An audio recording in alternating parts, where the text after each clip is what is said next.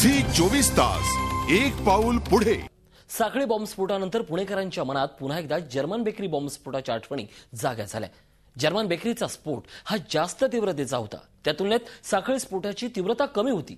पण असं जरी असलं तरी वेळीच नागरिकांना असुरक्षित वाटू लागले। 1 ऑगस्टला झालेल्या पुणे साखळी स्फोटानंतर पुणेकरांच्या मनात पुन्हा एकदा जर्मन बेकरी स्फोटाच्या आठवणी जाग्या झाल्या।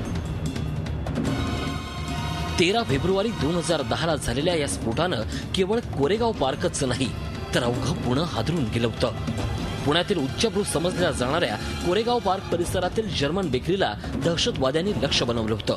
व्हॅलेंटाईन डेच्या पार्श्वभूमीवर जर्मन बेकरी परिसर हा तरुणाईनं फुलून गेला होता। नेमकी तीच वेळ दहशतवाद्यांनी साधली। एक अनोळखी बॅग बेकरीतील कर्मचाऱ्यांच्या निदर्शनास आली। ती संशयास्पद बॅग बेकरीच्या कॅशियरनं आपल्या कामगाराला तेथून हटवायला सांगितली आणि त्या बॅगेला हात लावताच क्षणार्धात भीषण स्फोट झाला। हा स्फोट एवढा तीव्र होता की त्याचा आवाज 2 ते 3 किलोमीटर पर्यंत ऐकू गेला होता। तसंच या स्फोटामुळे भिंतीला 4x6 चा खड्डाही पडला होता। जर्मन बेकरीच्या जवळच ओशो आश्रम, हॉटेल सूर्या आणि ज्यू समाजाचं छाबड व्यवसाय आहे। मुंबईत 26/11च्या हल्ल्यावेळी दहशतवाद्यांनी जूनच्या नरिमन हाऊसला लक्ष्य केलं होतं। जर्मन बेकरी परिसरात नेहमीच परदेशी नागरिकांची गर्दी असते, त्यामुळेच दहशतवाद्यांनी परदेशी नागरिकांना टार्गेट करण्याचा प्रयत्न यावेळीही केला होता। या बॉम्बस्फोटानंतर पुढे पोलीस तपासात जी काही माहिती समोर आली ती अत्यंत धक्कादायक अशीच होती।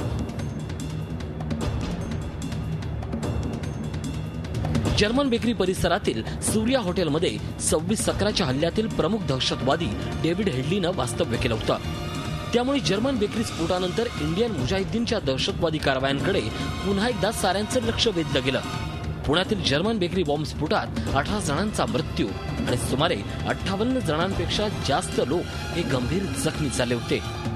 या प्रकरणानंतर भविष्यात अशा घटना घडू नये याची खबरदारी पुणे पोलीस घेतील अशी पुणेकरांना आशा होती।